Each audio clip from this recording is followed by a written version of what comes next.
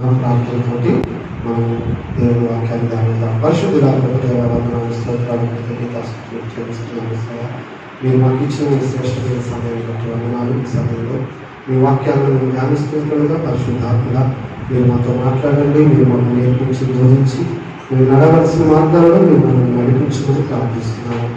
తండ్రి మీ చిరు సాధన మరుగుపరచండి. తండ్రి మీ కోరిక వాడుకోండి. ఇది బిడ్డ తెరవట హృదయాలతో మీ వాక్యాలను స్వీకరించినట్లుగా కృపగించండి. మీ వాక్యం మమ్మల్ని బలపరుస్తుంది. మీ వాక్యం మమ్మల్ని ఆదరిస్తుంది ప్రభావ. మీ వాక్యం మమ్మల్ని తండ్రి స్వస్థపరుస్తుంది, విడుదల కలుగు చేస్తుంది. తండ్రి మీ వాక్యం జీవనం ప్రభావ. మీ జీవనాన్ని వాక్యాన్ని ధ్యానిస్తుంటుంది ప్రభావ. మీ కృప మా అందరికీ అనుగ్రహించి ఈ నామాన్ని ఘనపరచుకొని మహిమ పొందడం యేసు నామములో ప్రార్థించి అడిగి వేడుకుంటున్నాను పలుకుతాను. ఆమేన్. ఓకే, సో దేవుని వాక్యాన్ని మనం ధ్యానిస్తాము. బైబిల్ గ్రంథాలు ఉన్నటువంటి అందరూ కూడా దేవుని వాక్యాన్ని తీసి దేవుని వాక్యాన్ని మనం గమనిస్తాం. ఎఫెసీయులకు రాసినటువంటి పత్రిక 3వ అధ్యాయము 12-13 వచనాలను మేము చదువుతున్నాము, గమనించాము. ఆయన యందలి విశ్వాసం చేత ధైర్యము నిర్భయమైన ప్రవేశమును ఆయనను బట్టి మనకు కలిగి ఉన్నవి.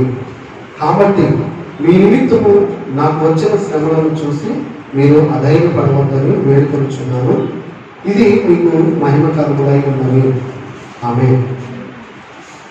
గత కొన్ని వారాల నుండి మనము యేసు క్రీస్తు వారి యొక్క పునరుద్ధానం ద్వారా దేవుడు మనకు ఈవులను అనుగ్రహించినారు. యేసు క్రీస్తు యొక్క శిలువ మరణ పునరుద్ధానాల పైన మన విశ్వాస జీవితం అనేటటువంటి కట్టబడుతూ ఉంటుంది. ఆయన ఆరోహణమైనప్పుడు మనుషులకు ఈవులను అనుగ్రహించను అని ఆయన యొక్క లేఖనాలను మనం ఎఫెసీ పత్రిక 4వ అధ్యాయం 8వ వచనంలో నుండి మనం ధ్యానిస్తూ ఈ యొక్క ఎఫెసీ పత్రికను మనము ధ్యానం చేస్తూ కొన్ని విషయాలు మనం నేర్చుకుంటూ ఉన్నాం. ఎఫెసీ పత్రికలో ఉన్నటువంటి యొక్క 6వ అధ్యాయంలో మొదటి 3వ అధ్యాయంలో యేసుక్రీస్తుని ప్రభుగా రక్షకుడిగా అంగీకరించి ఆయన యందు విశ్వాసం ఉంచినటువంటి ఆయన పిల్లలైన వారికి ఆయన ఇచ్చిన ఈవులు ఏంటి, ఆయన వారికి అనుగ్రహించినటువంటి స్వాస్థ్యం ఏంటి, వారు క్రీస్తులో ఏమై ఉన్నారు, వారికి క్రీస్తులో దేవుడు ఇచ్చినటువంటి స్థానం ఏంటి అనేటటువంటి విషయాలన్నీ కూడా రాయబడి ఉంటా ఉన్నాయి. అదేవిధంగా మిగిలినటువంటి 3వ అధ్యాయం 4, 5, 6 అధ్యాయంలో యేసుక్రీస్తులకు విశ్వాసం ఉంచినటువంటి దేవుని బిడ్డలైనటువంటి వారు క్రీస్తు శరీరమైనటువంటి దేవుని యొక్క సంఘము ఈ లోకంలో ఎలా జీవించాలి, మన అనుదిన జీవితాలలో మనం ఎలా నడుచుకోవాలి, మనం పూర్వం ఏమై ఉన్నాము, ఇప్పుడు మన స్థితి ఏంటి అనేది మనకు వివరిస్తూ 3వ అధ్యాయంలో ఇప్పుడు మనము ఎలాగో మరి క్రీస్తులో ఉన్న మనము ఎలా జీవించాలనే వివరణలు రాయబడుతూ ఉన్నాయి. అయితే ఈ రోజున ఉన్నటువంటి పరిస్థితుల దృష్ట్యా ప్రస్తుత జరుగుతున్నటువంటి పరిస్థితులన్నింటిని బట్టి ఇక్కడ ఉన్నటువంటి ఒక వచనాన్ని తీసుకొని ఇంకా మరికొన్ని విషయాల్లోనికి మనం దేవుని వాక్యాన్ని ధ్యానించాలని, కొన్ని విషయాలను మీకు తెలియజేయాలని దేవుని ప్రేరణతో నేను మీ ముందు నన్ను గమనిస్తాం. ఇక్కడ మనం చదివినప్పుడు ఆయన అందరి విశ్వాసము చేత ధైర్యమును నిర్భయమైన ప్రవేశమును ఆయనను బట్టి మనకు కలిగి ఉన్నవి. ఆమేన్. మనం నేర్చుకుంటున్నాం, క్రీస్తుకు ముందు మనం చీకటిలో ఉన్నటువంటి వారు, క్రీస్తుకు ముందు మనము అపవాది యొక్క అధికారంలో ఉన్నటువంటి వారు, క్రీస్తు ఎరగక ముందుకు, క్రీస్తును అంగీకరించక ముందు మనము అపరాధాలతో పాపములతో చచ్చినటువంటి వారముగా మనం ఉంటూ ఉన్నాము. క్రీస్తును ఎరగక మునుపు మనము అంధకారమైనటువంటి జీవితాన్ని జీవిస్తూ మనము అపవాది యొక్క అధికారము ఆధిపత్యం కింద మనం ఉన్నాము. మనం మరణానికి పాత్రమై ఉన్నాం, నిత్య నాశనానికి నరకానికి మనము యోగ్యులుగా ఉన్నామనేటటువంటి విషయాలను తెలియజేస్తూ పౌలు గారు ఇప్పుడు క్రీస్తును అంగీకరించిన తర్వాత మనము వెలుగులోనికి మనం వచ్చినాము. మనము ఆ యొక్క అపవాది అధికారం కింద లేవు. మనం ఇప్పుడు దేవుని యొక్క రాజ్య గౌరవముగా దేవుని యొక్క ఆత్మచేత ముద్రించబడి ఉన్నాము మనము. అదేవిధంగా యేసుక్రీస్తు వారి యొక్క రాజ్య నివాసులుగాను, దేవుని పట్టణస్తులుగా, దేవుని ఇంటి వారుగా మనం ఉన్నాం. ఆయన కుమారులు, ఆయన కుమార్తెలు మనం అయి ఉన్నామనే విషయాలు నేర్చుకుంటూ వాగ్దానాలను, నిబంధనలను మనం కలిగి ఉన్నాము. క్రీస్తును అంగీకరించినటువంటి మనకు యేసుక్రీస్తు ద్వారా ఈ లోకంలో గొప్ప నిరీక్షణను మనం కలిగి ఉన్నాము అనేటటువంటి దేవుడిని ఎరిగిన వారు, దేవుని చేత విశేషంగా ఎరగబడినటువంటి వారు అనే గొప్ప విషయాలను మనం నేర్చుకుంటూ ఉన్నాం. అయితే ఇక్కడ ఇంకొక విషయం గమనించినప్పుడు యేసుక్రీస్తును అంగీకరించడం ద్వారా మనకు ధైర్యము అదేవిధంగా ఆయనను బట్టి మనకు నిబ్బరమైనటువంటి ప్రవేశము మనం కలిగి ఉన్నామని పౌలు గారు మనతో మాట్లాడుతున్నారు. ఏంటి? ఒక క్రీస్తుని ఎరగక మునుపు మన పాపముల చేత దేవుడితో అసమాధానపరచబడి అసమాధానంలో ఉండి దేవునికి దూరస్థులంగా మనం ఉన్నాం. దేవుని నుంచి వేరు చేయబడ్డాం. జీవంలో నుంచి మనం వేరైపోయి తొలగిపోయినటువంటి వారుగా ఉన్నాం. దేవుని సమీపించలేనటువంటి వారు మనం. ఎందుకు అంటే ఆయన పరిశుద్ధుడు, మానవుడు పాపి అయి ఉంటా ఉన్నారు.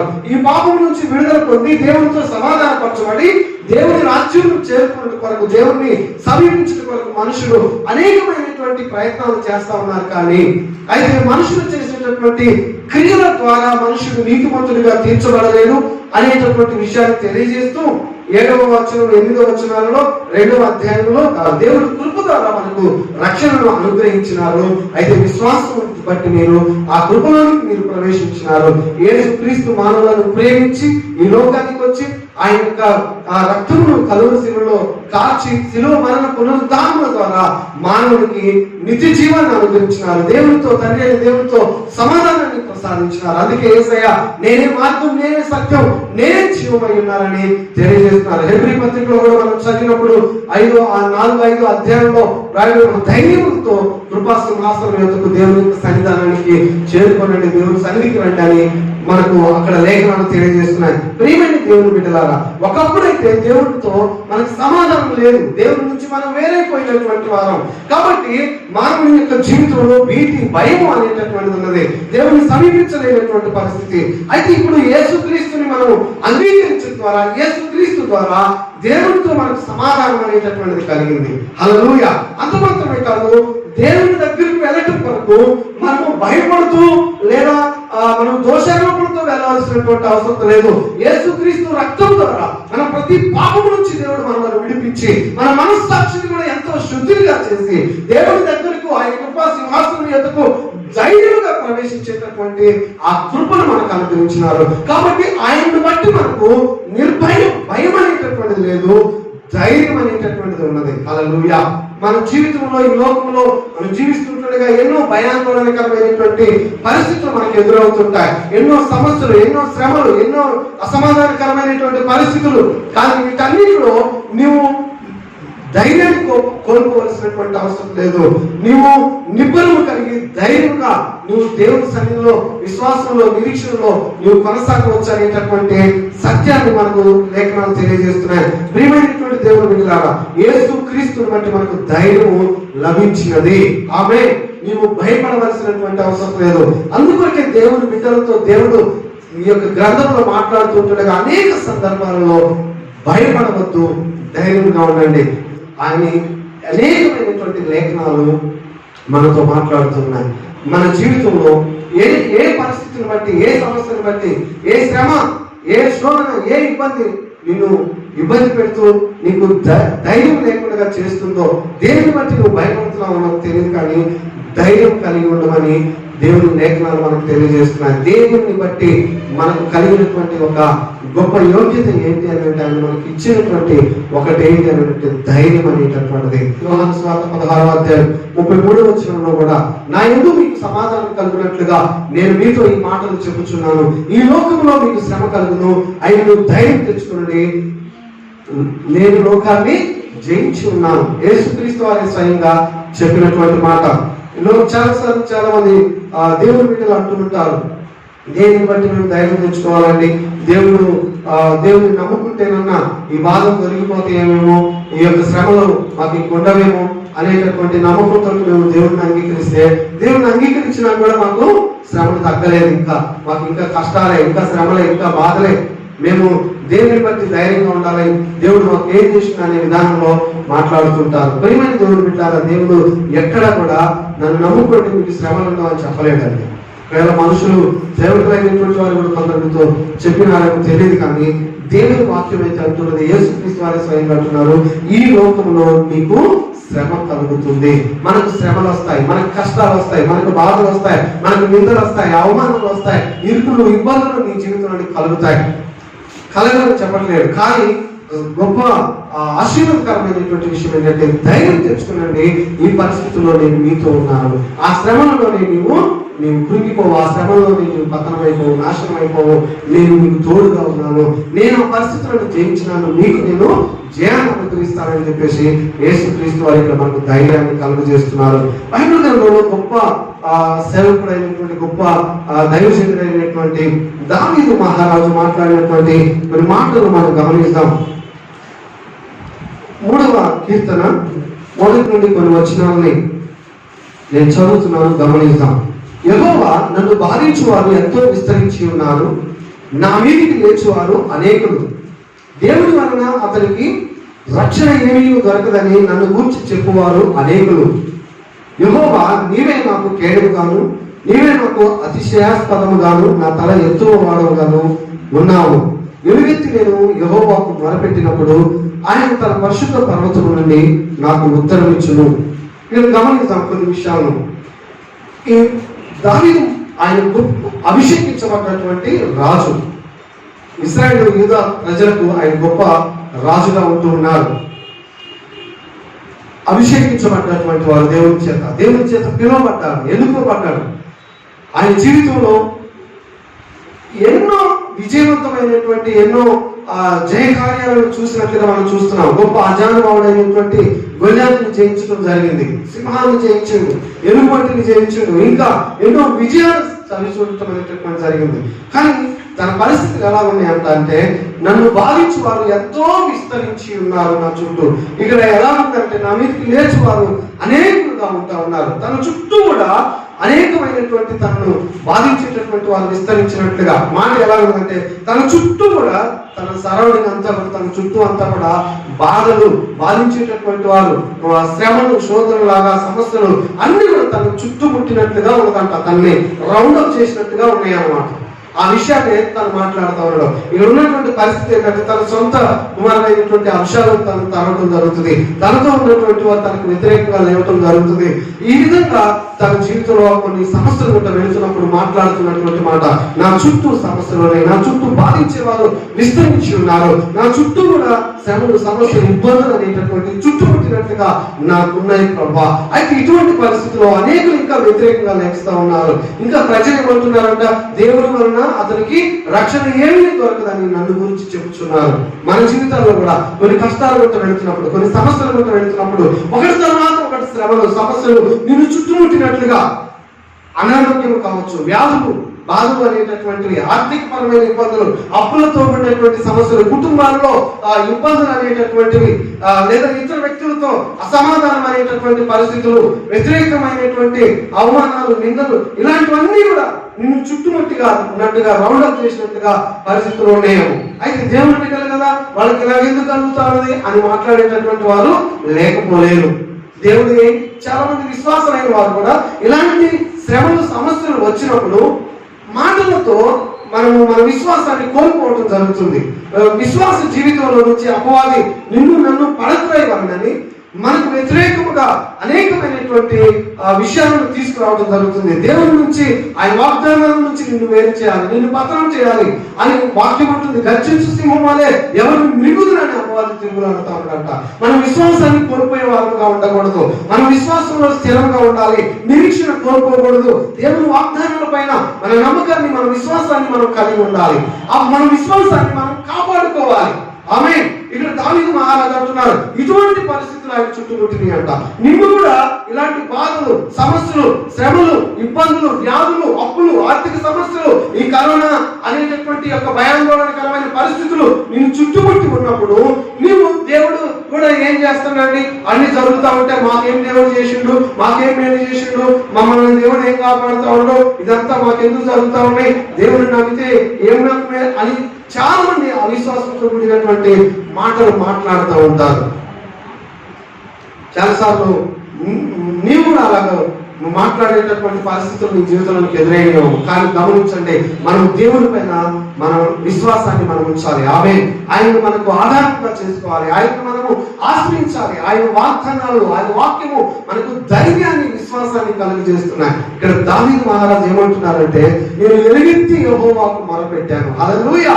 నేను ఇటువంటి శ్రమలు, ఇటువంటి సమస్యలు నిన్ను చుట్టుముట్టినట్లుగా, నిన్ను రౌండప్ చేసినట్టుగా, నిన్ను బాధించినట్టుగా నీకు కలిగించినప్పుడు you have to pray to God. దేవుని సన్నిధానానికి వచ్చి దేవుని సన్నిధిలో నువ్వు మొరపెట్టాలి. దేవునికి మనం ప్రార్థించాలి. మనము సహాయం లేని వారు కాదండి. ఈ లోకంలో నీకు నాకు ఒక అసాధారణమైన, ఒక అతీతమైనటువంటి దేవుని యొక్క సహాయం మనం కలిగి ఉన్నాము. దేవుడు మనకు ఆశ్రయం, దేవుడు మనకు ఆధారమై ఉన్నారు. దేవుని వాక్యం అంటుంది, మనకందరికి సుపరిచితమైనటువంటి లేఖనం 33:3 నాకు మొరపెట్టండి, నేను మీకు ఉత్తరం ఇస్తాను. అది తన ప్రజలైనటువంటి వారితో దేవుడు చేసిన వాగ్దానం. దేవుడు ప్రజలైనటువంటి వారు సమస్యలో ఉన్నప్పుడు, వారి శ్రమలో ఉన్నప్పుడు, వారి ఇరుకులో ఉన్నప్పుడు, వారి శత్రువు చేత వారు బంధించబడ్డట్టుగా పరిస్థితుల్లో ఉన్నప్పుడు వారు దేవుని వైపు తిరిగి దేవునికి వారు ప్రార్థించినప్పుడు దేవుడు వారి ప్రార్థన ఆలకించి నేను మీకు సమాధానం ఇస్తాను, నేను మీకు సహాయం చేస్తానని వాగ్దానం చేశారు. వాగ్దానాలు చేసి వాటిని నెరవేర్చే దేవుడు మన దేవుడు. ప్రేమైనటువంటి వాళ్ళ దానికి ఇటువంటి పరిస్థితుల్లో ఉండి ఎలుగెత్తి నేను యెహోవాకు మొరపెట్టినప్పుడు ఆయన అంటున్నారు, తన పరిశుద్ధ పర్వతం నుండి నాకు ఉత్తరమించును ఆయన. హల్లెలూయా. దేవుడు సమాధానం ఇచ్చే దేవుడు.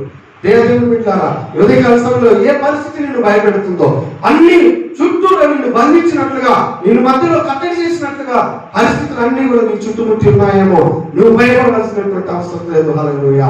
నీకు ఒక గొప్ప సహాయం ఉన్నది. పరలోక పొందిన తండ్రి మనకున్నారు. ఆయన మనల్ని ఆదరించేవాడు, మనల్ని ధైర్యపరిచేవాడు, మనల్ని సమస్యల నుంచి, శ్రమల నుంచి మనల్ని విడిపించే దేవుడు ఆయన. హల్లెలూయా. ఆయన నేను మొరపెట్టాను, నాకు ఆయన ఉత్తరం ఇస్తున్నారు. ఇంకా ఏమంటున్నారు? ఆయన అంటున్నారు, యెహోవా నీవే నాకు కేడము, నీవే నాకు అతిశయాస్పదము, నాకు తల ఎత్తువాడము. ఎప్పుడు కూడా దేవుని బిడ్డలు అవమానాలకు, దేవుడు నిందలకు అప్పగించేటటువంటి వాడు కాదండి. ఎప్పుడు కూడా దేవుడు మనల్ని శ్రమలో విడిచిపెట్టేవాడు కాదు, మనల్ని లేవనెత్తే దేవుడు ఆయన. హల్లెలూయా. నువ్వు శ్రమలో కులికిపోకూడదు, శ్రమలో నిరీక్షించే వ్యక్తిగా ఉండకూడదు. ఇంకా ఆయన అంటున్నారు, యెహోవా నీవే నాకు ఆధారము. ఎవరంటే ఆధారం? దేవుడే నాకు ఆధారం. ఇలాంటి పరిస్థితుల్లో ఆయన దేవుడికి మొరపెట్టి, దేవుడిని ఆశ్రయించి, దేవుడి పైన ఆధారపడతా ఉన్నాడంట. ఏమంటా ఉన్నాడు చూడండి. కావున దేవుని ఆధారం చేసుకొని దేవునికి మొరపెట్టినప్పుడు ఎలాంటి శ్రమలో, ఇలాంటి సమస్యల్లో దేవుడు ఏం చేశారు? నేను పండుకొని నిద్రపోయి మేలుకొందును, 10,000 మంది దండెత్తి నా మీదకి వచ్చి మోహరించినను నేను భయపడను. ఆమేన్. హల్లెలూయా. పండుకొని నిద్రపోయి మేలుకొందును. ఈరోజు పడుకుంటే నిద్ర రావట్లేదు చాలా మందికి కదా. ఎక్కడ ఏమైందో ఏంటో పరిస్థితి, ఈ సమస్యలను బట్టి, ఈ శ్రమలు, ఈ యొక్క ఇబ్బందులను బట్టి ప్రజలు నిద్రపోవట్లేదు. అలాంటి భయాందోళనకరమైనటువంటి పరిస్థితుల్లో ప్రజలు ఉంటున్నారు. కానీ దేవుని వాక్యం అంటుంది, తన ప్రియులకు ఆయన సుఖ నిద్ర కలుగజేసేటటువంటి దేవుడు. ఆమేన్. దావీదు మహారాజుకి చుట్టూ కూడా శ్రమలు, సమస్యలు, నిందించేవారు, బాధించేవారు అనేకంగా విస్తరించబడి ఉన్నప్పటికీ కూడా నేను పండుకొని నిద్రపోయి నేను మేలుకుంటాను అంటాను. ఆమేన్. హల్లెలూయా. ఎందుకంటే దేవుని పైన ఆయన ఆధారపడతా ఉన్నారు.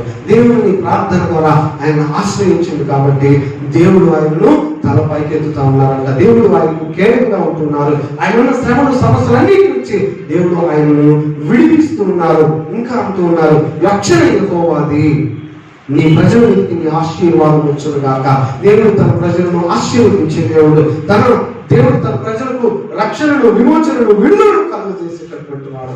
ఆయన శిలువ మరణ పునరుద్ధానాల ద్వారా మన పాప శాప జీవితాల నుంచి విమోచించడం మాత్రమే కాదు, కానీ మనకు ఒక స్థితిని, స్థానాన్ని కలుగజేయడం మాత్రమే కాదు, కానీ ఈ లోకంలో మనం జీవిస్తుండగా మనకు ఎదురయ్యేటటువంటి వ్యతిరేకతల నుండి, అపవాది మన జీవితాలను కల్పించే దాడుల నుంచి, మన జీవితాలకు వచ్చే ఈ లోక శ్రమలు, సమస్యలు, ఇరుకులు, ఇబ్బందుల నుంచి, ఆర్థిక సమస్యల నుంచి, వ్యాధి బాధల నుంచి కూడా దేవుడు మనల్ని రక్షించేవాడు, దేవుడు మనల్ని స్వస్థపరిచేవాడు, విమోచించేవాడు, మనకు రక్షణ కలుగజేసే దేవుడు ఆయన. ఆమేన్. ఇది ఎప్పుడు కలుగుతుందంటే నీవు ఇటువంటి పరిస్థితుల్లో కూడా దేవుని ఆశ్రయించినప్పుడు, దేవునికి ప్రార్థించు. చాలా మంది సమస్యలు, శ్రమల పట్ల వెళుతున్నా కానీ దేవుని తట్టు తిరగరు, దేవునికి ప్రార్థించే వారుగా ఉండరు.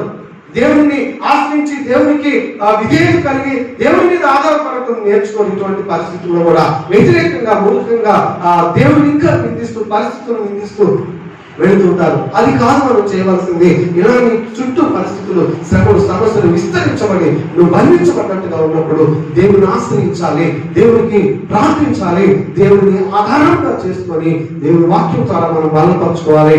దేవుడు మనల్ని విడిపించేవారు. ఆమేన్. ప్రియ దేవుని బిడ్డలారా, మనకు కళ్ళకు కనబడుతుండొచ్చు ఈ యొక్క సమస్యలు, శ్రమలు అనేవి, ఆర్థిక ఇబ్బందులు అనేటటువంటి వాస్తవం. ఈ కరోనా వైరస్ అనేటటువంటిది విస్తరించబడి మన దేశం అంతా కూడా భయాందోళనకరమైనటువంటి పరిస్థితుల్లో మనం ఉంటున్నాం. ఎంతో మంది వ్యక్తులు ప్రాణాలు కోల్పోతున్నారు. ఎంతో క్లిష్టమైనటువంటి సమస్యలు, పరిస్థితులు కూడా ప్రజలు వెళ్ళటం అనేటటువంటిది మనం చూస్తున్నాం. ఇదంతా కూడా మన చుట్టూ ఉన్నటువంటిదే. ఇది దేవుడికి తెలియదా? ఇంత జరుగుతున్నా కానీ మరి దేవుడు ఎందుకు ప్రజలను కాపాడట్లేదు, దేశం మీదకి ఎందుకు దేవుడు కృప చూపట్లేదు అని చెప్పేసి దేవుడే చేస్తున్నారా అనేటటువంటి విధానంలో చాలా మంది మాట్లాడుతుంటారు. మన కుటుంబాలలో కానివ్వండి, మన వ్యక్తిగత జీవితంలో, లేదా ఈ విధంగా దేశం మీదకి ఒక విపత్తులు వచ్చినటువంటి పరిస్థితుల్లో ఇవి దేవునికి తెలియకుండా, దేవుని ఎరుక లేకుండా జరిగేటటువంటి విషయాలు ఏమి కాదు. వితౌట్ గాడ్స్ నాలెడ్జ్, అంటే దేవుని యొక్క జ్ఞానానికి తెలియకుండా నుంచి ఏదో జరిగిపోతుంది ప్రజలకు అని అనడానికి వీల్లేదు. అపవాది ఏది తీసుకుని వచ్చినా కానీ కూడా ప్రజల జీవితాల్లోనికి, దేశం మీదకి వారి అవిధేయతను బట్టి లేదా అపవాది వారిని నాశనం చేయాలని అటువంటి పరిస్థితులు, శ్రమలు వారి మీదకి తీసుకొచ్చినా కానీ దేవుని అనుమతి అనేటటువంటిది అక్కడ ఉండడం జరుగుతుంది. కానీ దేవుడు తన ప్రజలను కాపాడేవారై ఉంటూ ఉన్నారు.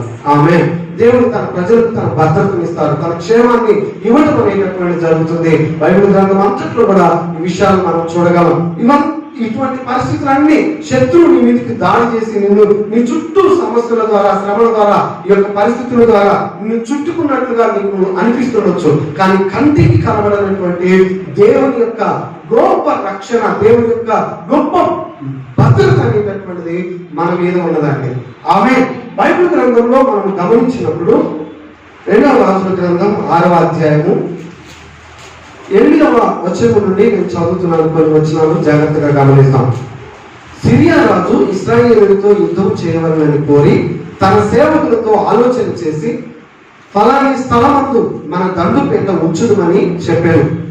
అయితే ఆ దైవజనుడు ఇశ్రాయేలుల రాజులకు వర్తమానము పంపి, ఫలాని స్థలములకు నీవు పోవద్దు, అచ్చటికి సిరియలు వచ్చి దిగి ఉన్నారని తెలియజేశారు. కనుక ఇశ్రాయేలు రాజు దైవజనుడు తనకు తెలిపి హెచ్చరిక చేసిన స్థలములకు పంపిన సంగతి తెలుసుకొని తన వారిని రక్షించుకునేను. ఇలాగున మాటి మాటికి జరుగుచూ వచ్చి ఉన్నది. ఆమె ఇంకా కిందికి మనం చదువుతాం. ఇక్కడ కొన్ని విషయాలు నేను చెప్పాలనుకుంటున్నాను, జాగ్రత్తగా ఆలోచిద్దాం. ఇక్కడ పరిస్థితి ఏంటంటే, సిరియా రాజు ఇశ్రాయేలీయులతో యుద్ధం చేసి ఈ యొక్క ఇశ్రాయేలీయులను చెరపట్టుకొని పోవాలి, ఆ రాజుని చంపాలి అనేటటువంటి ఉద్దేశంతో తన యొక్క సైనికులందరితోటి కూడా ఈయన మాట్లాడి ఒక ఇశ్రాయేలు రాజ్యాన్ని చుట్టుముట్టడం కొరకు దండెత్తి ఒక ప్రాంతానికి వచ్చి వారు చుట్టుముట్టి అక్కడ వారు కావలి ఉన్నారంట. అయితే దేవుడు గమనించండి, శత్రువు అయినటువంటి అపవాది గర్జించు సింహం వలె ఎవరు మిరుగుదని తిరుగులాడుతూ ఉన్నారు. మన అనుదిన జీవితంలో మనం శరీరంతో కాదు, మనము వాయుమండల దురాత్మల సమూహాలతో మనం పోరాటం అనేటటువంటిది జరుగుతున్నది. అపవాది దొంగతనము, హత్య, నాశనం చేయమన్నది నీ యొక్క ఆరోగ్యాన్ని పాడు చేయాలి, నీ కుటుంబంలో అసమాధానాన్ని క్రియేట్ చేయాలి, దేవుడి నుంచి నిన్ను వేరు చేయాలి, నీకు ఆర్థిక సమస్యలు, ఇబ్బందులు, ఒత్తిడి, శ్రమలు, సమస్యలు అనేటటువంటి కలుగు చేసి ఈ పరిస్థితుల్లో నీ విశ్వాసంలో నుండి నువ్వు వేరు చేయబడి, దేవుడి నుంచి దూరం చేయబడి, నిరీక్షణ లేని వ్యక్తిగా నిన్ను పతనం చేయాలని అపవాది అనేక రీతులుగా, అనేక విధానాలలో నీ మీదికి దాడి చేయడం అనేటటువంటి జరుగుతుంది. అయితే ఇవేమి కూడా తన ప్లాన్లు, తన ప్రణాళికలు, తన ఉద్దేశాలు మనకు తెలియకపోతుండొచ్చు. కానీ గాడ్ నోస్ ఎవ్రీథింగ్. హల్లెలూయా. మన దేవుడు సమస్తమును ఎరిగినటువంటి వాడు. ఆయన దేవుడు వాక్యం ఉంటుంది, ఇశ్రాయేలు ప్రజల గురించి మాట్లాడుతూ, ఇశ్రాయేలును కాపాడు దేవుడు కునుకడు నిద్రపోడు. ఇశ్రాయేలు రాజుకి ఏమి తెలియదు వాస్తవానికి. వారు వారి అనుదిన జీవితాల్లో వారు కొనసాగుతున్నారు. కానీ శత్రువులు పన్నాను ఆలోచన చేస్తున్నారు, ఈ ఇశ్రాయేలులను పతనం చేయాలి, వీరిని చుట్టుముట్టాలి, వీరిని చెరపట్టుకు రావాలి, రాజును సంహరించాలి అని ప్రణాళిక వేసి వారికి తెలియకుండా వారు చుట్టూ కూడా వీరంట దండును ఏర్పాటు చేయడం అనేటటువంటి జరిగింది. కానీ దేవుడు సమస్తం ఎరిగిన వాడు. హల్లెలూయా. దేవుడు తన ఆలోచనలు ఈ విధంగా అపవాది, ఈ విధంగా శత్రువు తన ప్రజలు చేయబోతున్నారని దైవజనుడికి ఆలోచన ఇచ్చినప్పుడు దైవజనుడు తెలియజేస్తా ఉన్నాడు. ఇశ్రాయేలు రాజుతో చెప్తా ఉన్నాడు, రాజా ఆ ప్రాంతానికి మీరు వెళ్ళొద్దు, అక్కడ మీరు ఉండవద్దు. ఎందుకు అంటే అక్కడ ఈ యొక్క సీరియల్ను అక్కడ మిమ్మల్ని మంటు పెట్టాలని చెప్పేసి అక్కడ కాపు కాయటం సైనికులు ఏర్పాటు చేయడం జరిగింది. కాబట్టి మీరు అక్కడికి వెళ్ళవద్దు, అక్కడ ఉండవద్దు, అక్కడ క్షేమం కాదు, ఇక్కడికి రండి అని చెప్పేసి ఆయన మాట్లాడుతూ ఉన్నట్టు దైవజనుడు రాజుతోటి మాట్లాడుతున్నప్పుడు, రాజు నేను రాజుని, దేశానికి ఈ ప్రజలందరినీ పరిపాలించేటటువంటి వాడిని, నువ్వు చెప్తే నేను వినాలా అని చెప్పేసి ఆయన వ్యతిరేకంగా మాట్లాడలేదు.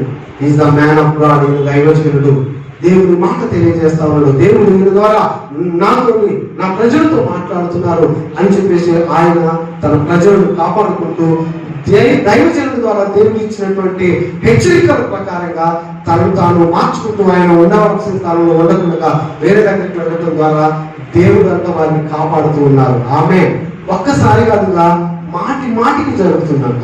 హల్లెలూయా. ఇటు నుంచి వస్తాడు, ఇక్కడ యాక్సిడెంట్ చేస్తాం, ఇటు నుంచి వస్తాడు, వీళ్ళ ద్వారా ఈ యొక్క కరోనాను తగ్గిస్తాం, ఇక్కడ నుంచి వస్తాడు, ఈ మరణాన్ని ఏర్పాటు చేస్తాం అని అపవాది అనేక రీతులుగా ప్రయాణం చేస్తా ఉంటాయి. యొక్క ఆలోచన చేసి ప్రమాదాన్ని తలపెడుతుంటే దేవుడేమో నడిపిస్తాడు. దైవజనుడి ద్వారా చెప్తాడు, అక్కడ ప్రమాదం ఉంది, అక్కడ శత్రువులు ఉన్నారు, అక్కడికి వెళ్ళొద్దు అన్నప్పుడు వారు అక్కడికి వెళ్ళకుండా దైవజనుడు చెప్పినటువంటి ప్రాంతంలోకి వచ్చి వారు ఉండటం ద్వారా దేవుడు వారిని భద్రపరుస్తున్నారు. ఆమె చాలా జాగ్రత్తగా ఉన్నారు. ఈ రోజుల్లో కూడా ఈ కరోనా వైరస్ దీని యొక్క ప్రభావం ఎలా ఉన్నది, దీనివల్ల జరిగే ప్రమాదం ఏంటి, ఇది ఎలా ఒక వ్యక్తికి వ్యాప్తి చెందుతుంది, ఒక వ్యక్తిలోకి వస్తుంది, ఆ వ్యక్తి ద్వారా ఇతరులకు ఎలా వ్యాప్తి చెందుతుంది, ఇది ఇలా జరగకుండా ఉండటం కొరకు మాస్కులు ధరించండి, శానిటైజర్ వాడండి, సోషల్ డిస్టెన్స్ అనేటటువంటిది ఏర్పాటు చేసుకోనండి, ప్రతి కార్యకలాపాలకి బయటికి అనవసరంగా వెళ్ళకండి, తగ్గించుకోనండి, అన్నింటికి కూడా ఇళ్ళలో ఉండండి, క్షేమంగా ఉండండి అని అనేకమైనటువంటి హెచ్చరికలు వైద్యుల ద్వారా కావచ్చు, ప్రభుత్వ నాయకుల ద్వారా, అధికారుల ద్వారా ఈ విధంగా మనకి హెచ్చరికలు చేయబడుతున్నప్పటికీ కూడా ఎంతో మంది ఈ హెచ్చరికలకు, ఈ యొక్క ఆజ్ఞలకు, ఆదేశాలకు లోబడకుండా మన నిర్లక్ష్యం, అజాగ్రత్త, అశ్రద్ధ అనేటటువంటి వాటిని బట్టి చూడండి, దేవుడు తన ప్రజలకు ఆలోచన ఇస్తారంట, తన ఆత్మ ద్వారా ఆయన నడిపిస్తారు. హల్లెలూయా. దేవుడు వాక్యం ఉంటుంది, నీవు నడవలసిన మార్గాన్ని నేను నీకు బోధిస్తా, నీవు నడవలసిన మార్గంలో నేను నిన్ను నడిపిస్తా. దేవుడు సేవకుల ద్వారా కావచ్చు, తన వాక్యం ద్వారా, దేవుడు తన ఆత్మ ద్వారా, సంఘముల ద్వారా, దేవుడు నాయకుల ద్వారా, అధికారుల ద్వారా మనతో మాట్లాడుతూనే ఉంటారు. ఆమేన్. దేవుని యొక్క హెచ్చరికలను, ఆదేశాలను, ఆయన యొక్క గద్దింపులను మనము మన జీవితంలోకి తీసుకోవాలి. తీసుకొని ఆజ్ఞలను, ఆదేశాలను అనుసరించి దేవుని మాటకు మనం విధేయత చూపినప్పుడు అప్పుడు మాత్రమే దేవుని భద్రత మన మీదకి ఉంటుంది. ఆమేన్.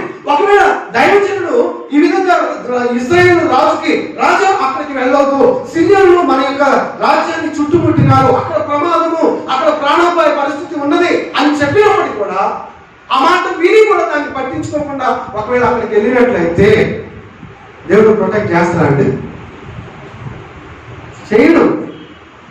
దేవుని మాటకు అవిధేయత చూపి మనమే నాశనంలోకి వెళ్ళినట్లు.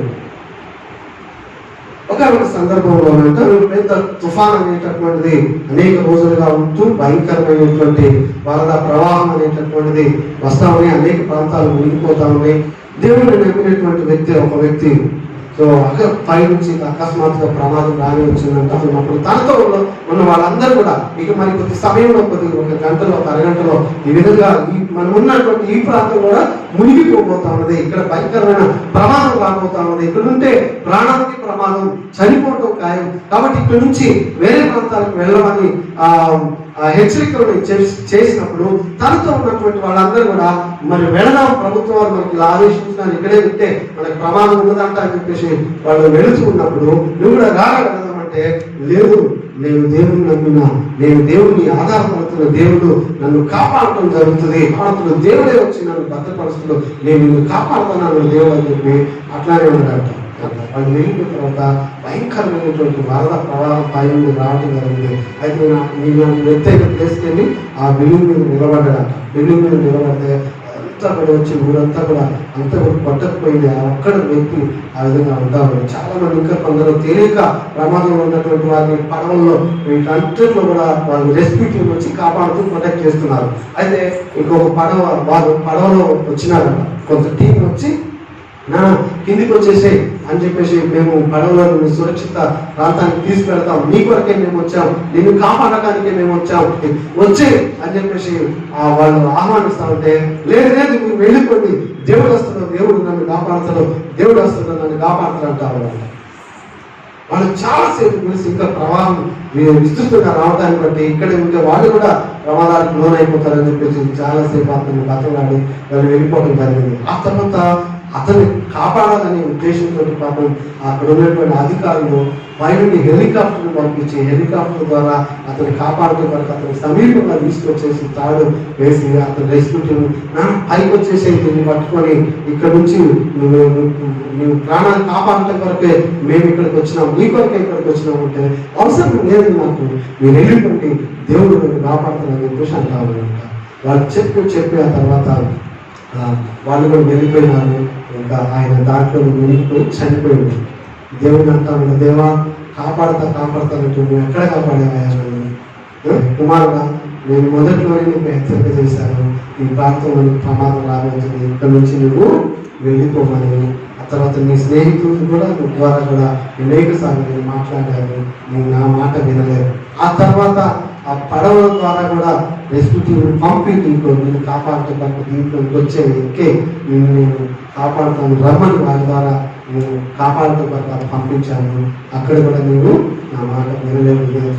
ఆ తర్వాత నేను అక్కడికి కూడా విడిచిపెట్టేటటువంటి ఉద్దేశంతో కాపాడాలని రెస్క్యూ అక్కడ హెలికాప్టర్ ద్వారా కూడా ప్రొటెక్ట్ చేద్దామని పంపిస్తే నేను చాలాసార్లు చాలా మంది మూర్ఖ ప్రవర్తన వేస్తుంటారు. దేవుడు ఏదో విధంగా మనం ఇక్కడ దైవజనుడు చూడండి, దైవజనుడు రాజుకు వర్తమానాన్ని పంపిస్తారు. దైవజనుడికి ఎలా తెలుస్తుందండి? దేవుడు తనతో మాట్లాడుతూ ఉన్నారు, ఆమె దేవుడు తనకు తెలియజేస్తా ఉన్నారు. ఎందుకు?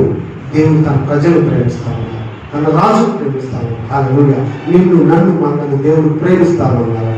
హల్లెలూయా.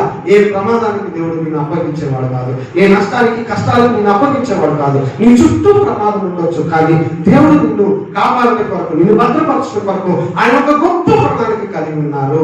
హల్లెలూయా, హల్లెలూయా. మనల్ని కాపాడే దేవుడు ఆయన, మనల్ని ప్రొటెక్ట్ చేసేటటువంటి దేవుడు, మనకు జీవాన్ని ఇవ్వడం కొరకు, అది సమృద్ధిగా ఇవ్వడం కొరకు వచ్చినటువంటి గొప్ప దేవుడు ప్రభు. హల్లెలూయా. ఈ విధంగా ఇశ్రాయేలులను ప్రొటెక్ట్ చేస్తూ కాపాడుతూ ఉన్నాట. సిరియా రాజుకి ఏం అర్థం కాలేదు. ఇంకొంచెం ముందుకు వెళదాం మనం. ఇక్కడ ఆయన అంటూ ఉన్నాడు, ఏంట్రా మనం వారిని ఎంతగా సంహరిద్దామన్నా, ఎంతగా నాశనం చేద్దామన్నా మనం అక్కడ వెళ్ళి ఉంటున్నాం, వారు అక్కడి నుంచి తప్పించుకుంటున్నారు. ఎలా జరుగుతుంది ఇది? మనలోనే ఎవరైనా గూఢచారం ఉన్నాడా? మనం చేసిన ప్లాన్లన్నీ కూడా వాళ్ళకి ఎవరైనా తెలియజేస్తున్నారు అన్నప్పుడు అక్కడ ఉన్నటువంటి వారు ఒకడు అంటా ఉన్నాడంట, అయ్యా మనలో ఎవరు గూఢచారం లేరు, మనలో ఎవరు వర్తమానం అక్కడ చెప్పేవారు లేరు, కానీ అక్కడే ఒక దైవజనుడు. హల్లెలూయా. వారి గొప్ప దేవుడు, ఇశ్రాయేలు దేవుడు, ఆయన గొప్ప మహాదేవుడు అని చెప్పేసి దేవుడి గురించి, దైవజనుడి గురించి చెప్పినప్పుడు అట్లానా అయితే ఆ దేవుడిని చంపేస్తాం. ఆ దైవజనుడి కనుక లేకుంటే ఒకవేళ వీళ్ళు అలా కాపాడబడరు కదంటే ఆ దైవజనుడు కాకపోతే ఇంకో దైవజనుడు దేవుడు నిలబెడతారు. హల్లెలూయా. ఇంక ఏ విధంగానైనా దేవుడు తన ప్రజలను తన బిడ్డలైనటువంటి వారిని కాపాడడం జరుగుతుంది. ఏ విషయాన్ని చంపాలని చెప్పేసి అంట రాత్రి వాళ్ళు ప్రణాళిక వేశారు. ఇక్కడ జరిగిన విషయం చాలా జాగ్రత్తగా గమనించండి. అక్కడ దేవుడు ఇశ్రాయేలు ప్రజలైన వారిని ఈ విధంగా భద్రపరుస్తా ఉన్నారు, ప్రొటెక్ట్ చేస్తున్నారు. అయితే దేవుడిచ్చిన హెచ్చరికలకు విధేయత చూపి రాజు తన రాజ్యాన్ని తనను కాపాడుకుంటూ వస్తున్నారు. ఇక్కడ ఈ దైవజనుడిని మట్టు పెట్టాలి, సంహరించాలనేటటువంటి ఉద్దేశంతో సిరియా రాజు రాత్రి కొంతమంది సైన్యాన్ని ఇచ్చి పంపినారంట. గుర్రాలు, రథాలు, అంత సైన్యము వీటన్నిటితో వచ్చి తను ఉన్నటువంటి ఆ యొక్క ఇంటి చుట్టూరు, ఆ పట్టణం చుట్టూరు వాళ్ళు కాపు కాసి ఈ యొక్క వ్యక్తిని చుట్టుముట్టడం జరిగింది. పని వాడు పొద్దున్నే కళ్ళు బయటకు వేసి బయటకు వచ్చిందంట. బయటకు వచ్చి చూసేటప్పటికి రథాలు, గుర్రాలు, కత్తులు ఇలాంటి పట్టుకొని చుట్టూరా సైన్యం అంతా నిలబడి ఉన్నారంట. ఇది చూడండి. అయ్యో నేను నా ఏలిని మాట అరుస్తామని లోపలికి వచ్చింది. ఎలీషా దైవజనుల దగ్గరికి వచ్చి పనివాడు అంటాడు, నా ఏంటి వాడు, ఇంకా మనం ఏం చేస్తాం, మన చరిత్ర అయిపోయింది, మన చుట్టూ కూడా శత్రువులు మనలను చుట్టుముట్టి ఉన్నారు, మనం అయిపోయింది, మన సైన్యము శత్రువులు గుర్రాలు రథాలు మనల్ని చుట్టుముట్టి ఉన్నారు, ఇక మనం బయటకు వెళ్ళలేనటువంటి పరిస్థితి, ఇక్కడ ఉన్న బయటకు వెళ్ళినా ఏదేమైపోయినా కానీ కూడా మనం చనిపోవడం అనేటటువంటిది ఖాయం.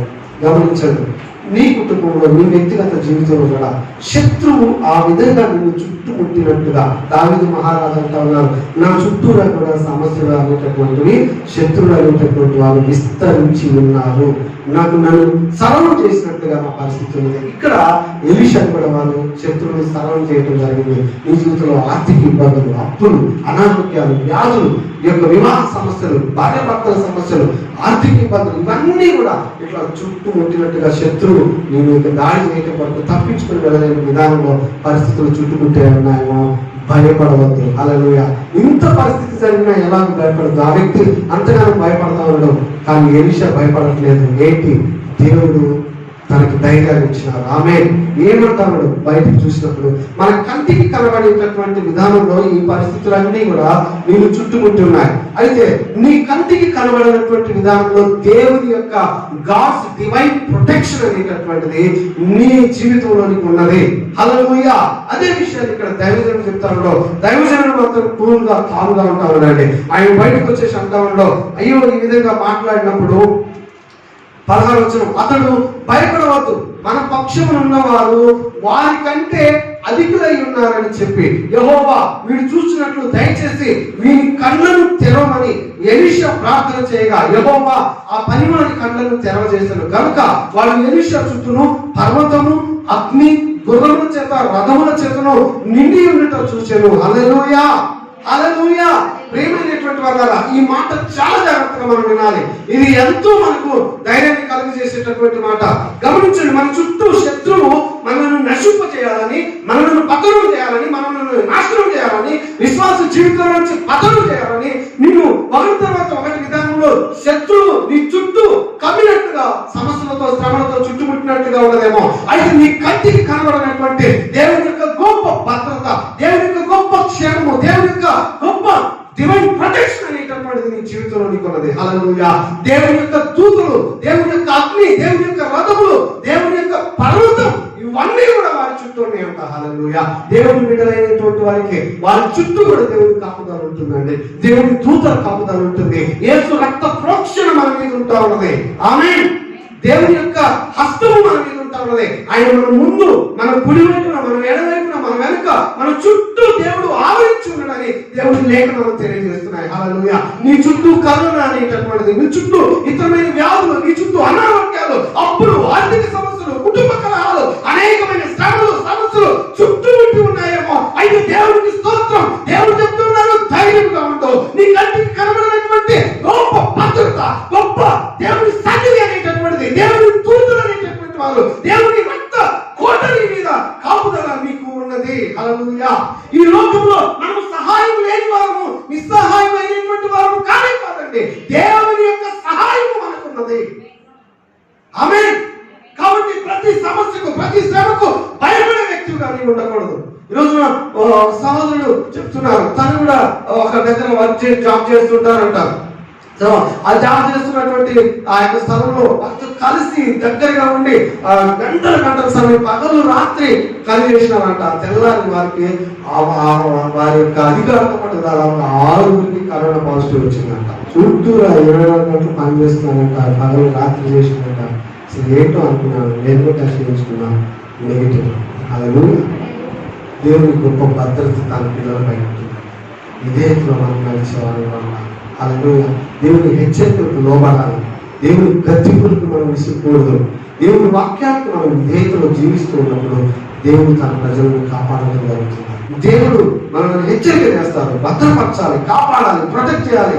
కానీ మనమే దేవునికి వ్యతిరేకంగా వెళ్తున్నప్పుడు దేవుడు ఉండి కూడా నిస్సహాయకులు అయిపోతాం. దావీదు తన చుట్టూ రేణులు విస్తరించి ఉన్నారంట, కానీ పండుకొని నిద్రపోయి నేను మేలుకుంటున్నాను. నా చుట్టూ 10,000 మంది మోహరించిన అపాయం నా ఎందుకు రాదు, నా దేవుడు నా రక్షణ నా కేవలం. అందుకే భక్తులు అంటారు, మోషే ఏ తెగులు నీ గుడాలను సమీపించదు. ఎందుకు? యెహోవాను ఆశ్రయించినావు, మహోన్నతుని నీకు ఆశ్రయంగా చేసుకున్నావు కాబట్టి. చాలా మంది వాక్యాలు వాగ్దానాలు పెట్టుకుంటారు, మంచిదే.